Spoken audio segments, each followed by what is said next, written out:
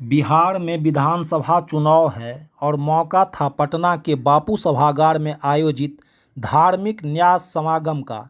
इस मौके पर मुख्यमंत्री नीतीश कुमार पूरी तरह भगवा रंग में दिखे। कभी अपने धर्मनिरपेक्ष छवि के लिए जाने जाने वाले नीतीश कुमार का राजनीतिक जीवन एक केस स्टडी है कि किस तरह उनका धीरे धीरे राजनीतिक पतन हुआ।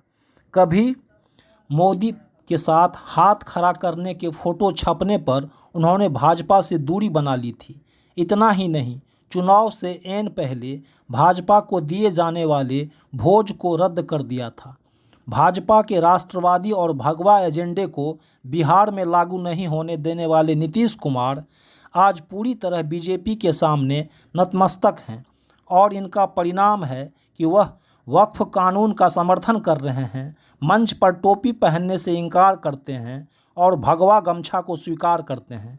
नीतीश कुमार का राजनीतिक जीवन ईमानदार विकास पुरुष धर्मनिरपेक्ष नेता से शुरू होकर आज भ्रष्टाचार के गर्त में डूबी सरकार के मुखिया होने, भाजपा के भगवा एजेंडे के आगे घुटना टेकने वाले कमज़ोर नेता और महज मुख्यमंत्री की कुर्सी के लिए सिद्धांतों से समझौता करने वाले नेता की तरह रह गई है। अपने पहले कार्यकाल 2005 से 2010 में बेहतर शासन का उदाहरण देने वाले नीतीश कुमार समाजवाद से बहुत दूर अपने 20 वर्षों के लंबे कार्यकाल में बिहार को गरीब और पलायन करने वाले राज्य के रूप में बनाने के जिम्मेदार हैं।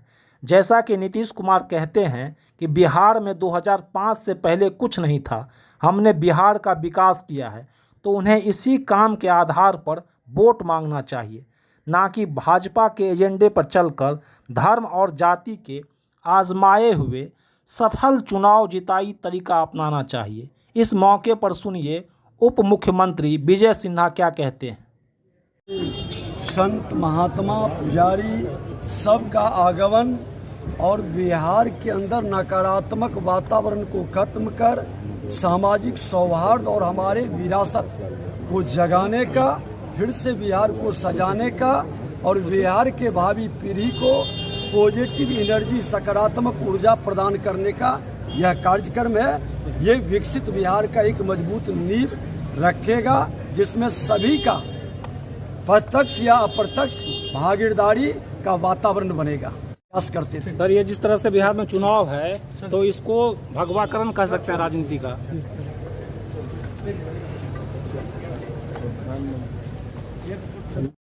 राजनीति के भगवाकरण वाले सवाल पर डिप्टी सीएम विजय सिन्हा कुछ भी नहीं बोलते। वहीं मंत्री अशोक चौधरी कहते हैं, धन्यवाद देते हैं कि जितने भी सरकार के द्वारा पोषित मठ मंदिर हैं, सबको एक बार पहली बार उन्होंने ऑर्गेनाइज करके आज बैठक बुलाया है। बहुत सी समस्याएं रहती है, बहुत से रेवेन्यू का इश्यूज रहता है, फंडिंग का इश्यूज रहता है, तो अच्छा है एक। और क्योंकि ये सरकार पोषित है, सरकार के द्वारा सब मठ मंदिर को ऑर्गेनाइज किया जाता है, तो निश्चित रूप से सरकार के आने से उन लोगों का मनोबल भी बढ़ता है, सरकार का भी मनोबल बढ़ता है। नहीं, और हिंदुत्व को भी, क्योंकि जिस तरीके से समागम किया गया है, तो क्या लगता है बिहार में एकजुटता? जब हम जब मदरसा कर सकते हैं तो हम सनातन क्यों नहीं कर सकते? हम किसी हर एक जो हमारे यहाँ यूनिट है, हर यूनिट के मनोबल को बढ़ाना सरकार का दायित्व। और नेता ने, हमारे नीतीश जी ने कभी हिंदू मुस्लिम नहीं किया। उन्होंने बिहार को एक इंसान, न अगड़ा पिछड़ा न हिंदू, हर एक को इंसानियत के रूप से कैसे बिहार आगे बढ़े, कैसे न्याय के साथ विकास हो सके, कैसे पूरा बिहार मेरा परिवार बन सके, उसके लिए काम किया है। इसमें सनातन और उससे क्या है? जब हम मदरसा करते हैं तब तो नहीं बोलते हैं, हम सनातन करते हैं तो आप बोलते हैं। इसमें क्या है? नीतीश जी है वो अमित शाह से मुलाकात करके आए हैं और आधे घंटे करीब ये मुलाकात अच्छा बात है ना, ये तो होता रहेगा ना। चुनाव का समय है, भारतीय जनता पार्टी और जनता दल यूनाइटेड जुड़वा भाई है, तो भाई लोग मिलते ही रहेंगे। वहीं पटना के सांसद रविशंकर प्रसाद कहते हैं, सनातन जोड़ता है और नेताजी इसी जोड़ के सहारे बिहार के चुनावी नैया को पार करना चाहते हैं। पूरी कोशिश है जनता का ध्यान रोजगार, शिक्षा, स्वास्थ्य पर ना जाए। फिर मन में एक सवाल उठा कि प्रभु राम के लिए 500 वर्ष तपस्या करनी पड़ी, क्यों? और आज आप लोग यहां बैठे हैं।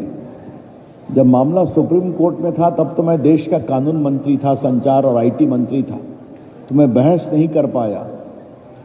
लेकिन सुप्रीम कोर्ट के निर्णय का 3 बिंदु आप याद रखिए। नंबर 1, तथाकथित बाबरी मस्जिद बनने के बाद भी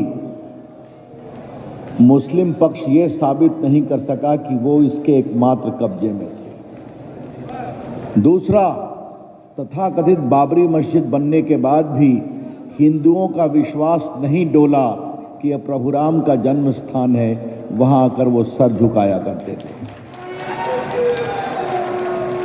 और तीसरा,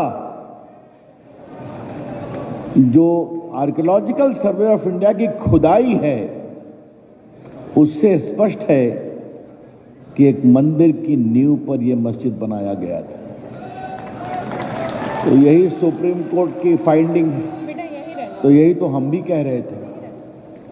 आज आप सभी सनातन प्रेमियों को मुझे एक बात और बतानी है। जब राम जन्मभूमि का मामला चल रहा था, जब 6 दिसंबर की घटना हो गई, तो हाईकोर्ट ने कहा हम खुदाई कराएंगे। हिंदू भी परेशान और मुस्लिम भी परेशान। कहा नहीं हम कराएंगे। और जब खुदाई कराई गई तो ठीक जहां प्रभु राम लल्ला थे उसके नीचे 7वीं शताब्दी से लगातार मंदिर निकल गया। कई बार प्रभु भी रास्ता दिखाते हैं ना। आज सनातन पर गर्व का समय है। देश के एक ऐसे प्रधानमंत्री हैं जो सनातन के प्रति संकल्पित हैं। देश में एक ऐसी सरकार है जो सनातन के प्रति संकल्पित है। मुझे आपसे एक और बात कहनी है और इस पर जरा विचार करिएगा। भारत का व्यक्तित्व क्या है? क्या सिर्फ संविधान है? क्या सिर्फ सरकार है? भारत एक सांस्कृतिक भूमि है जिसकी प्रेरणा से ये देश चला है हजारों साल से। सुदूर उत्तर में वैष्णो देवी में मां बैठी हैं, सुदूर दक्षिण में कन्याकुमारी में मां बैठी है, सुदूर पूरब में कामाख्या में मां बैठी हैं, सुदूर पश्चिम में अंबा देवी में मां बैठी हैं और बीच में विंध्याचल में मां बैठी हुई हैं। मैं उसी मां की बात कर रहा हूं जो हजारों साल पुरानी है। अगर आप महादेव की बात करिए तो सुदूर केदारनाथ में महादेव हैं, सुदूर दक्षिण में रामेश्वरम में महादेव हैं, और जो 12 ज्योतिर्लिंग हैं इनको आप घेरिए तो यही तो भारत है। जब शंकराचार्य निकले थे केरला से तो चारों पीठ की स्थापना किया। सुदूर उत्तर में जोशी मठ, सुदूर